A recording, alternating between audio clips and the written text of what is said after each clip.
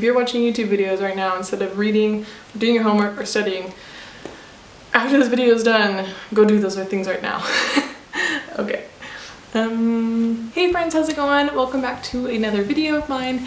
And today I will be talking about my study routine. So how I study, how I plan out my study plan, and how I'm motivated to just do it. So I'm gonna give you some tips and tricks of what I do and what helps me out. So when it comes to planning stuff, I use my bullet journal, and I mention this a lot in my videos because it has really changed my life, honestly. And so that is how I plan and organize all of my stuff and my reading schedule, and when I want to turn in papers, and when I want to start writing and send out drafts, and all those due dates. So that is my organizational side of my study routine. So as I mentioned, I do everything study plan wise in my bullet journal, and I first started out by just writing down all of the classes that I am taking, or the courses that I want to take for my first year, and these are the papers that I need to write for them. So this is what the school is called, and year one updated because I have another list, but I did not make it on due dates that I wanted to do it, so I had to cram them into this year. So don't be like me, and just do your homework and get it on time when you set a date, because otherwise you have no free time ever again. So I basically just listed out the 5 courses that I want to take for this year, and then the course names and the course, what would you call that? And like course numbers, plus the due dates. So these are the dates that I want to turn in my papers by for each of the classes. So February 27th, March 30th, May 15th, June 29th, and August 31st of this year. So those are my goals. And so what I decided to do was just create basically a calendar of every month, and basically just having that be the focus of what my homework will look like. And so I have 3 different colors. So pink is the color of books I need to read for my work, my job at the church. I'll make a whole nother video on just that, of what I actually do later. Red is for my studies, so things I need to read, when I need to start writing, and when I'm going to turn it in by. And orange is for a house group and things that we need to read on Wednesdays. So this was the month of February, and everything's X'd out because those days are gone, and I did everything for those days, which is awesome. And so here's March, and here's where we're at right now. And today is Thursday the 16th, and I need to work on writing my paper and read pages 11 through 23 in a certain book. And so basically what I've done is, if I know, because looking at a syllabus, they'll tell me which books I need to read before I start writing my paper. And so I'll find those books and I'll get them before I start planning anything out, and I will look at the page numbers of the book. So say there's 3 books, I'll take the first one I want to read first, and basically just start on that day. So this is the first day of my next course book. And so last night I actually did this. I should have filmed it, but I forgot about it. I just opened up the book and I started spacing out page numbers, so for different days, so I don't have to read the whole book in one day, which is awful. So I can read a little bit every day, but also not every day. Sundays I don't like to do anything, because I at least want to have one day that's a free day where I don't have to do anything at all. So I try to keep Saturdays like that as well. Doesn't work out, but I do want to try and do a little bit, even if it's just a little bit of reading, then I'll do that on Saturdays. But the days where I'm not at work are Mondays, Wednesdays, and Thursdays. So those are the days where I try to do the most, especially when it comes to reading or writing. Tuesdays I like to read a little bit, and Fridays as well, but I don't want to try and jam pack my day if I know it's going to be a busy day as well. So I try to keep my calendar in mind. I guess everyone can kind of organize colors and their calendar the way that they want to. When I'm writing a paper for a course, I start to read books for the next course so I can get them done quicker. And so here I'm writing a paper, but I'm reading a book for a different course today. And they're both read, but I know exactly what I'm supposed to be doing there. So it's just kind of up to you if you want to make it more detailed or easier to understand. That's up to you. This is just a way that I understand it. And so next week I want to send proofs, so my drafts, to someone to have it be corrected before I turn it in on the 30th. So that's what's that. I need a new book for my work that I need to read before end of August. So once I will get that tomorrow, and so then I'll start filling out pink in my calendar where I want to read it and when I want to finish it by. And basically it just goes on for all the courses. So write, read, turn in for the next course.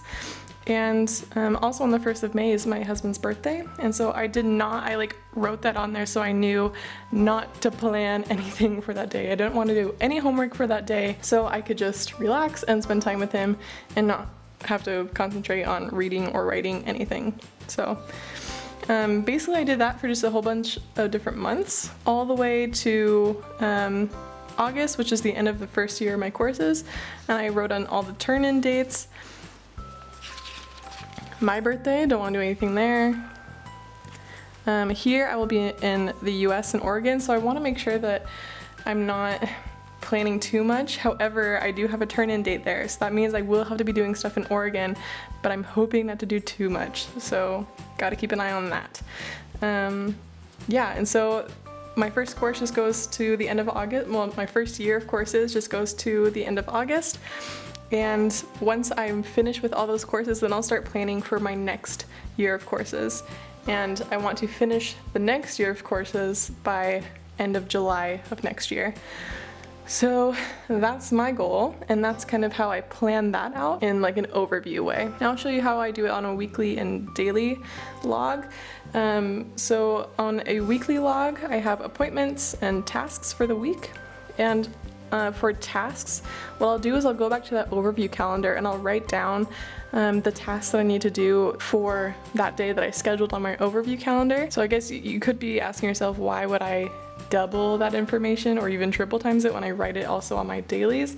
And it's just because this helps me have an overview of the week and not have to always turn back to that calendar, so I only have to do it once a week. And then for dailies, I will write out the things I need to read for that day and then just cross them off when they're done. So that's what studying in my bullet journal looks like. So as you saw in my daily log, I write out the things I need to read for that day, and my best time to be productive is in the mornings. And so I always like to get up early. Well, I guess early is a term that can be defined differently for everyone. Early for me is 7 a.m.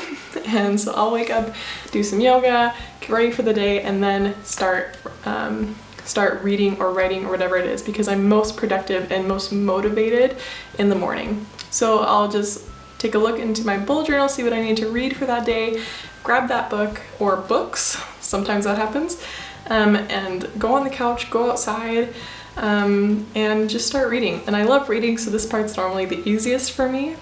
But sometimes there are books that are hard to concentrate in. Just the other day I was finishing a book, and the last couple of pages I was like nodding off, and I was like, no, I must finish this book. I finished it, and then I took a nap. So reward.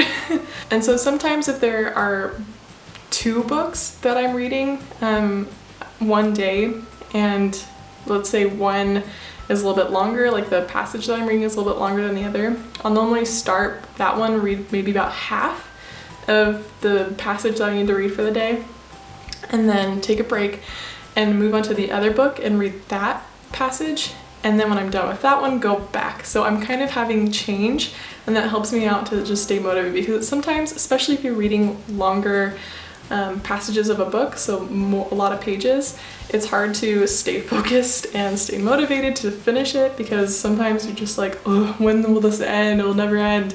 So that's something that I do. Sometimes I also like to set a timer that's something that I mentioned in my previous video about time management. And that helps to keep me motivated, just like, okay, I'll read for 20 minutes and then I can take a break and check my phone or whatever I want. And so that has also helped me out a lot. When it comes to writing papers, that is normally the hardest part for me because I read a lot of books of German and sometimes it's hard for me to remember the things that I read because sometimes I just like skim over it, which is good and bad because sometimes I forget what I read. But then when I'm writing a paper and I go back to that section, I kind of reread it. And sometimes it's hard for me to understand what they're actually saying. And so writing a paper on that subject of something I don't understand can be difficult. However, thank you, Lord, for the internet. The internet helps me a lot to understand things, especially in English. When it comes to writing paper, sometimes it's really hard for me to focus when I write a paper in my house because it's so easy to get distracted because writing papers is not the most fun thing, at least not for me. So when I'm doing something I really don't like and it's gonna take a long time to do it, then being at home is not the easiest. And so something that I used to do in high school for studying or writing papers, I used to always go to the library or to a cafe. And for some reason, I just feel the most motivated there. I don't know why.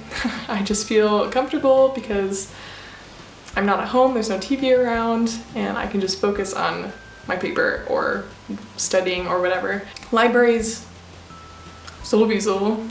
I mean, there's no good English word for sowieso. It's a German word for like anyways, like going to the library anyways. Just always a good place to go if you need to study or read because there's also a lot of resources there that can help you. Recently I have been writing at home, but when I do write papers at home, I try to focus on putting away all distractions and starting in the morning because if I do it at night, I know I won't get anywhere because at nighttime I just want to like snuggle and watch Netflix and do things that I want to do. I don't know. That just is a nighttime thing for me and I can't focus on anything at night. So starting early in the morning is the best way for me. So that is basically my study routine. Those are the ways that I stay focused and those are the things that help me stay motivated as well, especially on days when I do not want to do anything. Just knowing that I only have a few things on my list because I broke them down into different days, different tasks over different days. So I don't have to do everything on one day. That helps me a lot. And starting early in the morning.